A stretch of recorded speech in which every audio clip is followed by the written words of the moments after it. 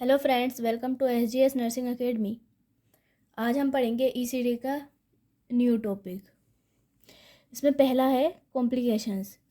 अगर हम किसी पेशेंट को ECT देते हैं तो कौन कौन सी उसमें जटिलताएं या कॉम्प्लिकेशंस हो सकती हैं। फर्स्ट है इसमें एमनेशिया। एमनेशिया मीन्स अगर कोई पेशेंट है, ठीक है, जिसको हमने क्या है ECT प्रोवाइड किया है, इलेक्ट्रोकन्वल्सिव थेरेपी दी है, तो उसकी क्या हो सकती है, मेमोरी लॉस हो सकती है। क्या हो सकता है? मेमोरी लॉस हो सकती है। दूसरा फ्रैक्चर हो सकता है। कार्डियक अरेस्ट की कंडीशन पेशेंट में देखने को मिल सकती है। रेस्पिरेटरी अरेस्ट हो सकता है। या फिर जो मेजर जॉइंट्स हैं, ये जॉइंट्स जो होते हैं उनका क्या हो सकती है, डिसलोकेशन हो सकती है। नेक्स्ट है इसमें हेडिंग हमारी फिजिकल फैसिलिटीज़। इसमें लिखा है there will be 3 room such as waiting room, ECT room and recovery room. Physical facilities में क्या होता है, इसमें 3 रूम आते हैं, ठीक है। कौन कौन से? एक वेटिंग रूम आता है, एक ECT रूम जहां हम ECT प्रोवाइड करते हैं, एक रिकवरी रूम। पहला लिखा है इसमें वेटिंग रूम। इसमें लिखा है waiting room is a comfortable काम एंड प्लीजेंट रूम। जो वेटिंग रूम होता है वो कंफर्टेबल होता है, जहाँ पेशेंट को क्या होता है, बोल सकते हैं हम उसे कंफर्टेबल फील होता है, काम शांति होती है वहाँ पे, और किसी भी तरीके की अननेसेसरी वहाँ पे आवाज़ें नहीं होती हैं।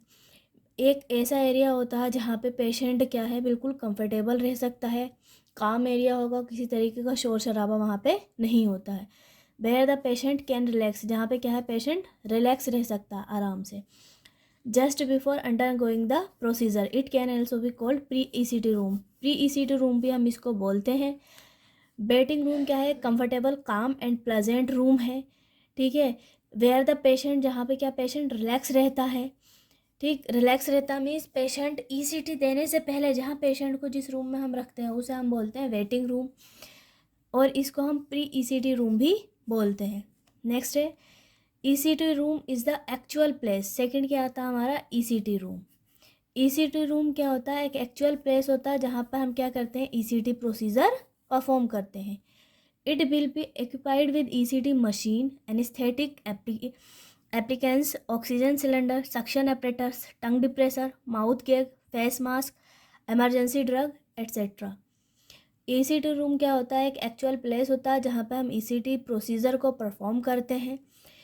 इस रूम में बहुत सारे क्या है, इंस्ट्रूमेंट होते हैं या मशीन्स होती हैं, जैसे एक ECT मशीन होती है, देन ऑक्सीजन सिलेंडर होता है, सक्शन एपरेटस होता है, टंग डिप्रेसर होता है, माउथ गैग होता है, फेस मास्क, एमरजेंसी ड्रग्स होती हैं। अगर पेशेंट को किसी तरीके की कोई कॉम्प्लिकेशंस हो तो उस टाइम पर हम इसका यूज़ कर लें, जो इमरजेंसी ड्रग्स होती हैं इनका।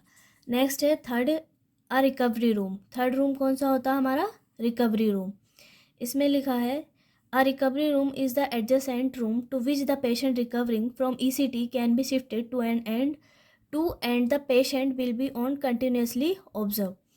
रिकवरी रूम क्या होता है, ECT प्रोवाइड करने के बाद, पेशेंट को ECT देने के बाद जिस रूम में पेशेंट को शिफ्ट किया जाता है उसे हम रिकवरी रूम बोलते हैं, जहाँ पे पेशेंट को लगातार ऑब्जर्व किया जाता है, लगातार उसकी मॉनिटरिंग की जाती है।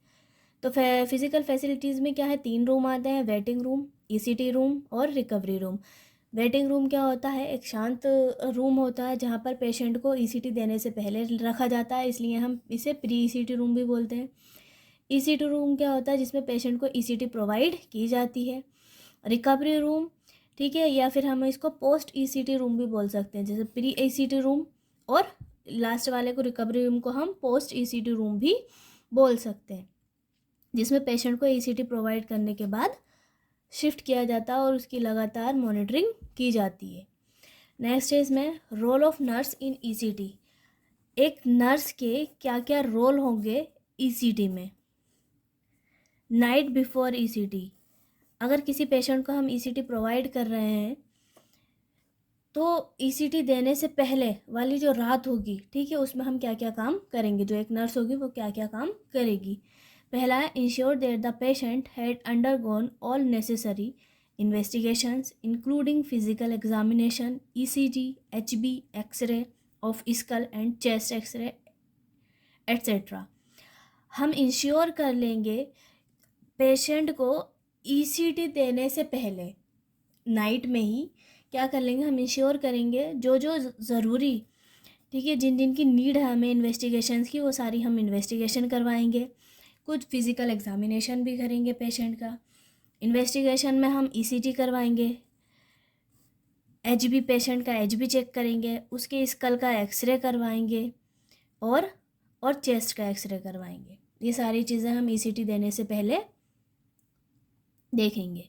नेक्स्ट है take detail medical and psychiatric history including the history of allergies.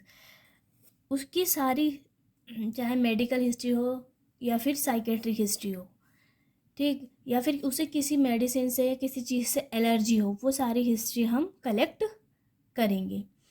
Assist the patient and family members knowledge regarding the indications, therapeutic effect, side effect and risk of ECT. ECT के बारे में हम क्या है, patient और उसके family members को knowledge देंगे, उनको नॉलेज प्रोवाइड करेंगे कि ईसीटी हम क्यों देते हैं, किस लिए देते हैं, इसका थेराप्यूटिक इफ़ेक्ट क्या है, इससे पेशेंट में क्या सुधार होगा, इसके नुकसान क्या हो सकते हैं या इसके रिस्क क्या हो सकते हैं, इस सब के बारे में हम क्या करते हैं, पेशेंट को और उसके फैमिली मेम्बर्स को नॉलेज देते हैं। नेक्स्ट है take a written inform consent from patient close relative. क्या करते हैं हम, पेशेंट से क्या करेंगे हम, या फिर उसके क्लोज रिलेटिव से क्या करते हैं हम, रिटन इन्फॉर्म्ड कंसेंट जो होता है, यानी उसका जो कंसेंट होगा, कंसेंट मीन्स एक लीगल डॉक्यूमेंट्स होते हैं जिसमें हम पेशेंट को ईसीटी दे रहे हैं ये लिखा होगा, और इसमें ये मैं मतलब पेशेंट के रिलेटिव्स की मर्ज़ी से या पेशेंट की मर्ज़ी के बाद ही हम उसको ईसीटी प्रोवाइड कर रहे हैं। तो रिटर्न में हम क्या लेते हैं, एक कंसेंट लेते हैं, ठीक है। Take a return inform consent from patient and close relatives.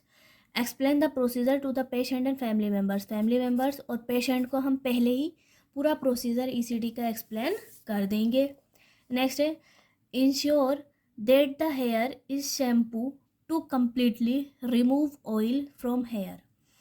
पहले ही हम ये इंश्योर कर लेंगे कि पेशेंट के जो हेयर है, मीन्स पेशेंट के हेयर में हम शैम्पू कर देंगे, उसके हेयर से जो ऑयल है वो हम रिमूव कर देंगे कम्प्लीटली। नेक्स्ट है ensure that no meal is serve to the patient 4 to 6 hour prior to ECT. ECT देने से 4 से 6 घंटे पहले ही हम पेशेंट को क्या है, कोई भी मील नहीं देंगे, उसका मील बंद कर देंगे 4 से 6 घंटे पहले ही। देन हमने देखो क्या पढ़ा था, ईसीटी रूम, रिकवरी रूम और वेटिंग रूम। अभी हमने फिजिकल फैसिलिटीज़ में पढ़ा था वेटिंग रूम, रिकवरी रूम और ईसीटी रूम। अब नाइट बिफोर ईसीटी में हमने क्या देखा, पेशेंट का ईसीटी करने से पहले उसकी इन्वेस्टिगेशंस करेंगे, फिजिकल एग्जामिनेशन करेंगे, ईसीजी करेंगे, एचबी चेक करेंगे, एक्सरे उसके स्कल का और चेस्ट का करेंगे, रिटन कंसेंट लेंगे, ठीक है, उसका प्रोसीजर पूरा एक्सप्लेन करेंगे पेशेंट को और उसके फैमिली मेम्बर्स को, और पेशेंट को मील नहीं देंगे 4 से 6 घंटे तक। ईसीटी देने से 4 से 6 घंटे पहले ही हम उसे कुछ भी खाने को नहीं देंगे। नेक्स्ट है इसमें if the patient takes solid और liquid in nil per oral state notify the same to the ECT team. देखेंगे पेशेंट ने कुछ सॉलिड या लिक्विड तो नहीं लिया है, अगर जिस टाइम पर हमने उसे क्या रखा था, कुछ खाने को नहीं दिया था, वो 4 to 6 आवर जो प्रायर थे ईसीटी देने से पहले, हम चेक करेंगे उसने कुछ खाया तो नहीं है। नेक्स्ट है इसमें ensure the allergy bands ID bands are kept in the place. और पहले ही हम देख लेंगे पेशेंट को एलर्जी किस चीज़ से है, तो वो बैंड यानी पेशेंट के जो एलर्जी बैंड्स हैं, वो आईडी बैंड्स हैं, वो सारे हम पहले ही उसके प्लेस कर देंगे कि पेशेंट को किस चीज़ से एलर्जी है और उसकी आईडी बैंड क्या है। Remove the item such as bangles, watch, ring, dentures, contact lens etc from the bodies patient body. पहले ही हम क्या कर देंगे, ईसीटी देने से पहले ही नाइट में पेशेंट की जो बैंगल्स हैं, घड़ी है, रिंग है, ठीक है, उसके जो दांत हैं, नकली दांत जिनको बोलते हैं हम, वो हैं, या कॉन्टैक्ट लेंस का अगर यूज़ करता है, ठीक, अगर उसके नेल्स पे नेल पेंट लगा है, ये सारी चीज़ें हम पेशेंट को ईसीटी देने से पहले नाइट में ही ये सारी चीज़ें हम रिमूव कर देंगे। नेक्स्ट है morning of ECT, morning of ECT यानी ईसीटी देने से पहले हम सुबह में क्या क्या चीज़ें करेंगे, नर्स क्या क्या चीज़ें देखेगी। पहले है मेंटेन एनपीओ स्टेटस, ठीक है। एनपीओ स्टेटस मेंटेन करेंगे, पेशेंट को कुछ खाने नहीं देना है, पेशेंट का वोवल और ब्लैडर को हम खाली करवाएंगे। नेक्स्ट है recheck the doctor's order, doctor's के ऑर्डर को हम दोबारा से एक बार चेक करेंगे। नेक्स्ट है check the ECT consent, ECT consent को चेक करेंगे। नेक्स्ट है check blood sugar level, blood sugar level को चेक करेंगे। नेक्स्ट है इसमें check vital sign, vital sign को हम चेक करेंगे। Ensure that all pre ECT medications are given before 1 hour, ensure करेंगे पेशेंट को 1 घंटा पहले ही प्री ईसीटी मेडिकेशंस प्रोवाइड कर दी गई हैं। पेशेंट का वेट चेक करेंगे। Ensure that all documentation is complete, हम इंश्योर करेंगे सारे डॉक्यूमेंट्स कंप्लीट हैं या नहीं। Dress the patient in loose cloth, patient को हम लूज क्लॉथ्स पहनाएंगे। Next ensure that all dentures, eye glasses, contact lens, hearing aids, jewellery, hair clips etcetera remove from the patient, पहले ensure कर लेंगे कि पेशेंट के eye glasses, dentures, contact lens, hearing aids, jewellery, hair clips ये सारे हम remove कर दें। Gift through mouth care, mouth care provide करेंगे पेशेंट को। Assist patient level of anxiety, patient का फियर और एंजाइटी लेवल को हम असिस्ट करेंगे। पेशेंट को साइकोलॉजिकल सपोर्ट प्रोवाइड करेंगे और उसको आश्वासन देंगे। नेक्स्ट है ड्यूरिंग ईसीटी, ड्यूरिंग ईसीटी हम क्या करेंगे, जिस टाइम पर हम पेशेंट को ईसीटी दे रहे हैं तब हम क्या क्या करेंगे, यानी एक नर्स की क्या क्या जिम्मेदारी होगी। नेक्स्ट है पहला point, position the patient comfortably on the ECT table in supine position, patient को सुपाइन पोजीशन प्रोवाइड करेंगे यानी कंफर्टेबल पोजीशन देंगे ईसीटी टेबल पे। जब हम पेशेंट को लेकर जाएंगे तो उसको हम कंफर्टेबल पोजीशन यानी सुपाइन पोजीशन प्रोवाइड करेंगे। Next be with the patient to reduce his anxiety and fear, patient की एंजाइटी और फियर को हम रिड्यूस करेंगे। Assist in the administration of the anaesthetic agent thiopental sodium, then इसमें लिखा 3 to 5 mg per kg per body weight and muscles relaxant, succinylcholine 1 mg per kg per body weight. क्या करेंगे हम patient को ये medications क्या करनी है हमें, assist in the administration of the anaesthetic agent, अगर ये एनेस्थेटिक एजेंट प्रोवाइड करवाए जा रहे हैं तो डॉक्टर अगर पेशेंट को ये सारे एनेस्थेटिक एजेंट या मसल्स रिलैक्सेंट प्रोवाइड कर रहे हैं तो उस टाइम पर हम वो असिस्ट करवाएंगे, मीन्स डॉक्टर की हेल्प करवाएंगे ये मेडिसिन इंट्रोड्यूस करवाने में, या फिर खुद ही ये मेडिसिन हम पेशेंट में इंट्रोड्यूस करेंगे। नेक्स्ट है insert mouth gag to prevent tongue bite, mouth gag जो है वो इंसर्ट करेंगे पेशेंट के माउथ के अंदर ताकि पेशेंट टंग बाइट ना करे। नेक्स्ट है ensure that airway is maintain, देखेंगे पेशेंट का एयरवे मेंटेन है या नहीं, ये इंश्योर करेगी nurse.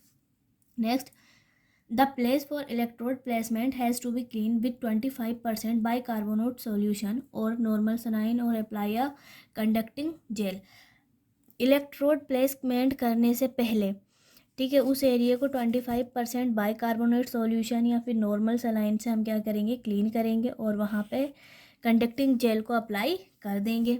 Next administer oxygen, patient को हम ऑक्सीजन एडमिनिस्टर करवाएंगे। नेक्स्ट है इसमें monitor the voltage during duration and intensity of electrical stimulus, electrical stimulus की हम क्या करेंगे उसकी जो वोल्टेज है उसको मॉनिटरिंग करेंगे, उसकी ड्यूरेशन को मॉनिटर करेंगे और इंटेंसिटी को हम मॉनिटर करेंगे। नेक्स्ट है इसमें monitor the seizure activity, seizures की जो एक्टिविटी हैं उनको हम मॉनिटर करेंगे।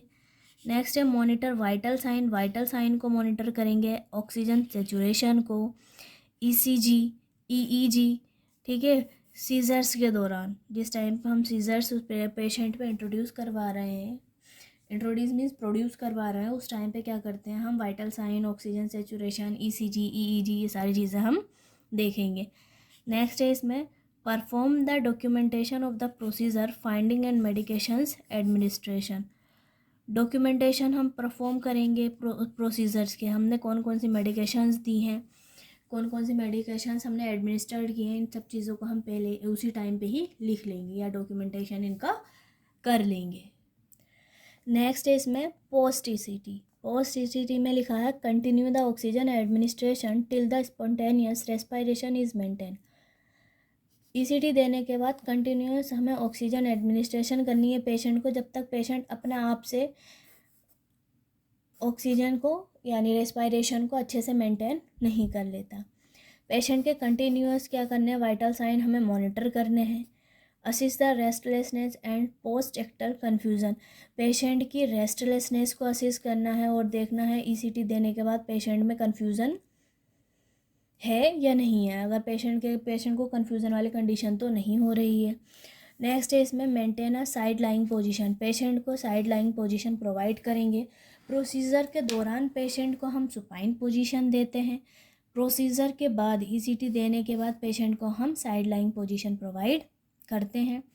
नेक्स्ट है perform suctioning to prevent the aspiration of secretion. Suctioning को हम परफॉर्म करेंगे एस्पायरेशन ऑफ सिक्रीशन यानी जो सिक्रीशन है उनको पेशेंट एस्पायरेट ना कर जाए, इसलिए हम क्या करते हैं, सक्शनिंग करते हैं एस्पायरेशन को प्रिवेंट करने के लिए। नेक्स्ट है take a safety measures to prevent injury. Safety measures का हम यूज़ करेंगे इंजरी को प्रिवेंट करने के लिए। नेक्स्ट है place side rails to prevent patient falling from the bed. Side rails जो है उनका हम यूज़ करेंगे, प्लेस कर देंगे बेड के दोनों साइड में, क्या है साइड रेल्स को हम प्लेस करेंगे ताकि पेशेंट नीचे की साइड ना गिरे। नेक्स्ट है reorient the patient after recovery. After recovery के बाद हम रीओरिएंटेशन यानी पेशेंट से हम उसका नाम पूछेंगे, तारीख, ये सारी चीज़ें हम पूछेंगे, देखेंगे हम पेशेंट ओरिएंटेड है या नहीं। Next stay with the patient until he is fully reoriented. हमें तब तक पेशेंट को देखना है, तब तक पेशेंट को कंटिन्यू मॉनिटरिंग करनी है जब तक पेशेंट फुली तरीके से क्या नहीं हो जाए, रीओरिएंटेड ना हो जाए। नेक्स्ट है administration IV diazepam if there is severe restlessness and post ictal confusion. अगर पेशेंट क्या है, पेशेंट में सीवियर रेस्टलेसनेस हो रही है या पोस्ट इक्टल कन्फ्यूज़न हो रही है तो पेशेंट को क्या करते हैं, हम डाइजीपाम प्रोवाइड करेंगे। नेक्स्ट है लास्ट में डॉक्यूमेंट द सिग्निफिकेंट फाइंडिंग्स। जो जो फाइंडिंग्स हमें मिली हैं उन सबको हम डॉक्यूमेंट्स कर लेंगे, मीन्स लिख लेंगे। तो ये था हमारा ईसीटी का टॉपिक जो आज कंप्लीट हो गया है। नेक्स्ट वीडियो में मिलेंगे साइकेट्रिक के एक न्यू टॉपिक के साथ। Till then bye bye, thank you so much.